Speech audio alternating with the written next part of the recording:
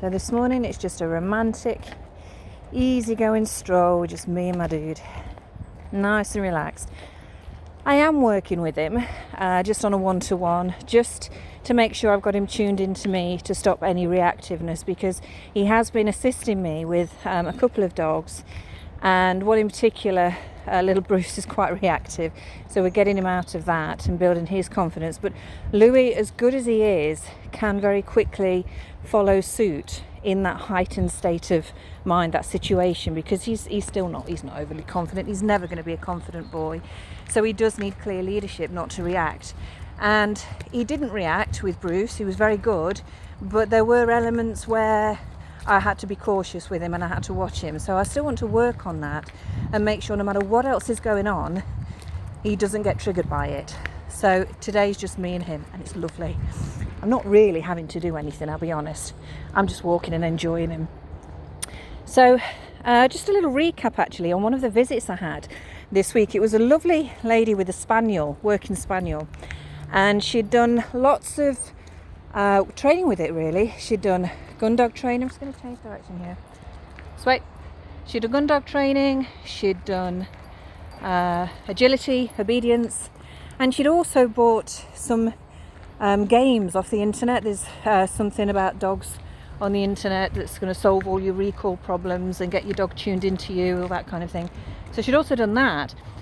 And she said although her dog was obedient in those situations, at home, it's very territorial, certainly at the driveway, the gateway, and with visitors, to the point where sometimes she wasn't sure if he wasn't on a lead, or if she wasn't there restraining him, if he would actually bite. Now that's behavioural, that's not obedience, it's not training as such, that's behavioural. And that stems from leadership, poor leadership from her, and it's the pack mentality. That's what it's based on. It isn't based on an artificial environment like obedience, agility, gun dog.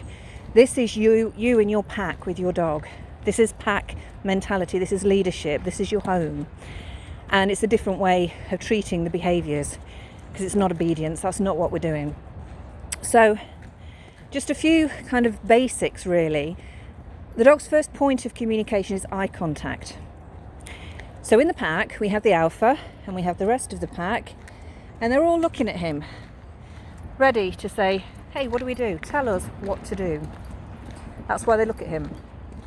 So every time you look at your dog in a tense situation, you're actually saying, tell me, what do I do? What do I do? And that's never really what we want to be saying, is it, in a tense situation? We want the dog looking at us and taking our leadership.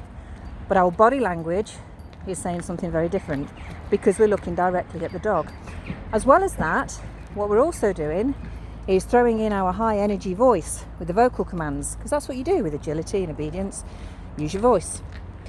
If you do that in a tense situation that's based on pack mentality, what you're also doing is barking or growling or reacting. A dog only makes a sound normally when there's something wrong. So if you're making a sound as well, then there's something wrong. At the same time, you're looking at your dog. So you're looking at your dog saying, what do I do?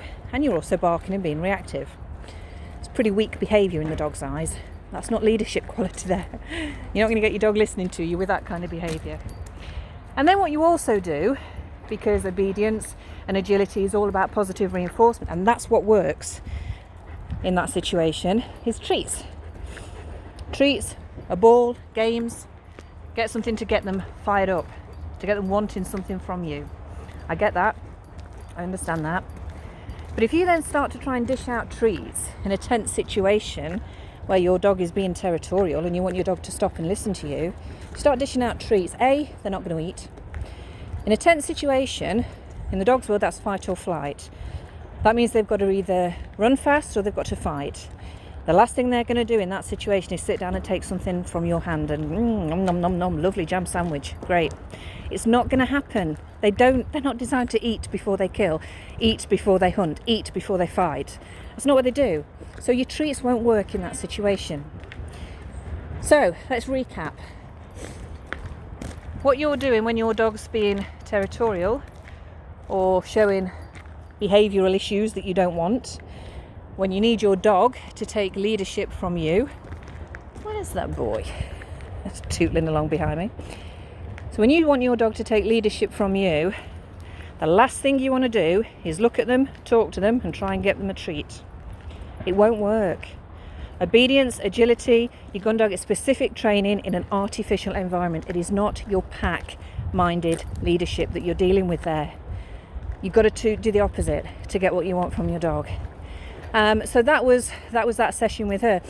Took a bit of convincing, I'm not going to lie. She was not on board at all to begin with, until we put that body language into practice.